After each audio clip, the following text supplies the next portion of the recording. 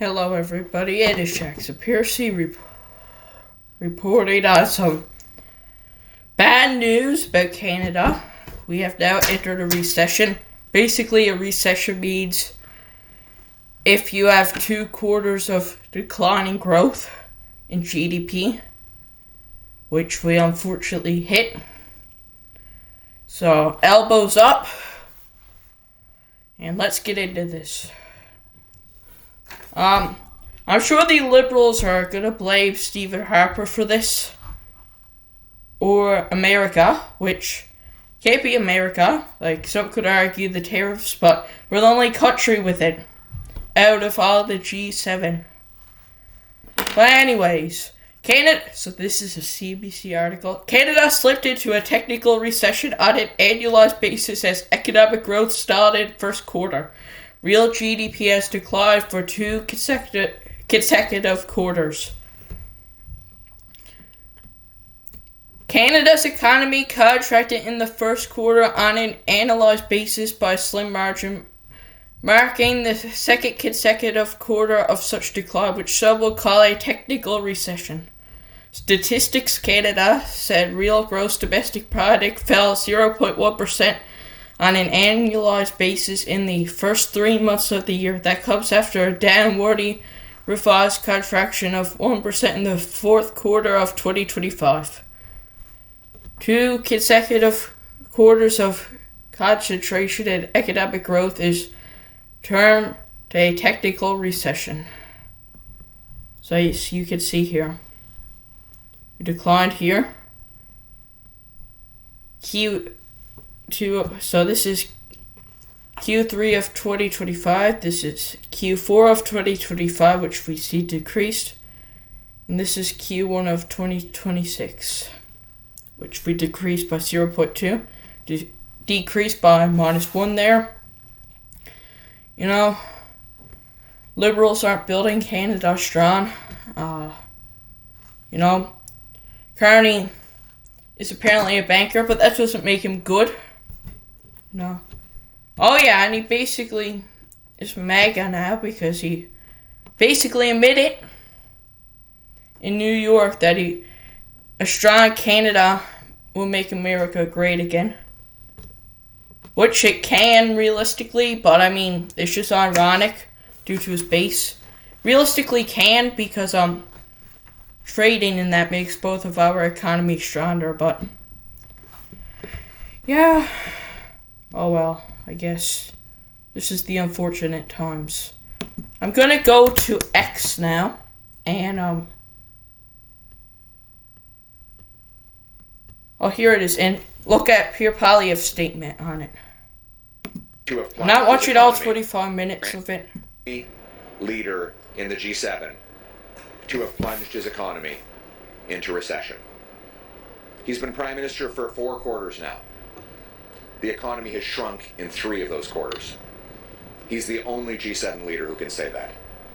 The economy is smaller today than when Mark Carney became prime minister a year ago. He's the only G7 leader who can say that.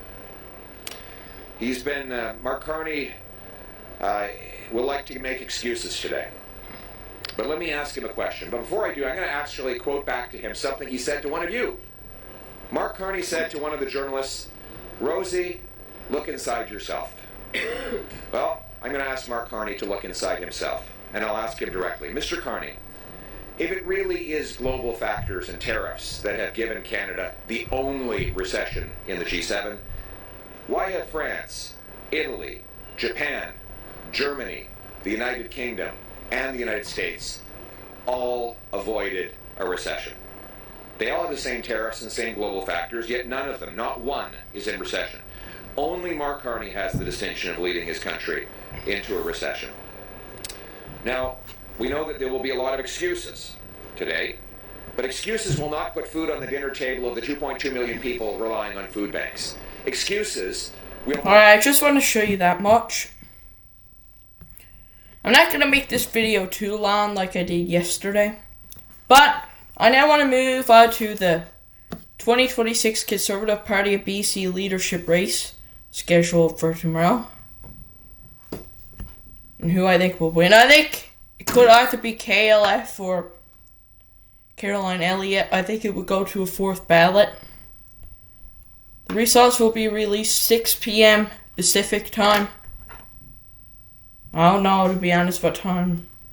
I live in NL, so I think that would be around 10.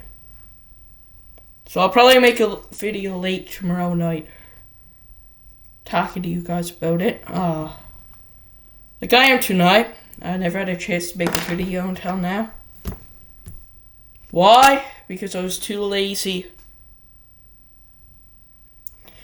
watching shows, to be honest. But anywho, let's get into this. So, the candidates, 5 candidates, are Ian Black. He was the MLA for Port Moody Westwood and Port Moody Coquitlam from 2005 to 2011. He was a cabinet minister from 2008 to 2011 under Gordon Campbell, I believe, including Labour and Citizen Services, Small Business, Technology and Economic Development. He was also the president and CEO of Greater Vancouver Board of Trade from 2011 to 2019. And he also ran federally for the Conservatives last year in Coquitlam, Port Coquitlam. I believe he lost by a couple of points, I believe. Yeah, this is Ron McKinnon's riding, so yeah, he lost by a bit. It is a terribly liberal riding, though he did lose. Alright. Now next is Caroline Elliott, the only one without a Wikipedia page. She's actually one of the front runners. She was the former BC United Vice President, which was formerly the BC Liberal Party, which was the de facto Conservative Party, basically, because the BC Conservatives were basically dead at that point, but they're recovering now. And the BC United / Liberals are about dead now. Although Kevin Falcon endorsed his sister-in-law, Caroline Elliott, they're in-laws.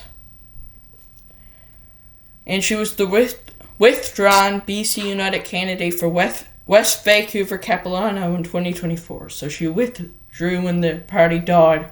Switched to the BC Conservatives. Basically, pretty well they did. Most candidates either went there, withdrew, or ran as independents. Alright, so next up is Kiri Liv Finlay. She was the federal chief opposition whip from 2022 to 2025. She was the former MP for South Surrey Rock, but unfortunately got defeated in 2025 by Ernie Claassen, I believe. She was the MP for Delta Richmond East from 2011 to 2025. She was the federal minister of national revenue from 2013 to 2015. 2013 to 2015. And this is who I hope wins. I live in NL, so I can't vote in this. But I endorse her. I hope she wins, however. Next is Yuri Fulmer. He was the Chancellor of Capilano University from 2020 to now. And the 2024 BC Conservative candidate in West Vancouver Sea to Sky, which the Greens won. Yeah, the crazy BC Greens. He's most likely going to get last place in the leadership race. Next up is Peter Millibar. He's the only sitting MLA. Probably my least favorite candidate in this race, however. So he's the MLA for Kamloops Centre. So I can't speak today, I'm sorry. From 2024, the present MLA for Kamloops North Thompson from 2017 to 2024, so it got redistributed or something. And he was the mayor of Kamloops from 2008 to 2017. And here's obviously all the withdrawn candidates. As you can see, KLF got the most endorsements. So, that's basically a quick summary. Ian Black, I think he's running on probably the most experienced premier like in terms of he was a PC minister. Caroline Elliott is running basically on DRIPA. KLF is running on conservatism, true blue conservatism. Yuri Fulmer is running on a coalition with 1BC. He signed an agreement with 1BC leader Dallas Brody. Peter Millibar is running on how he's the only sitting MLA in the House and he could be there from day one. So that's basically it. I'll film tomorrow when the results come in. This is only a quick video. Sorry about that, guys, but I hope you all have a great day, and I'll see you in the next episode. Bye.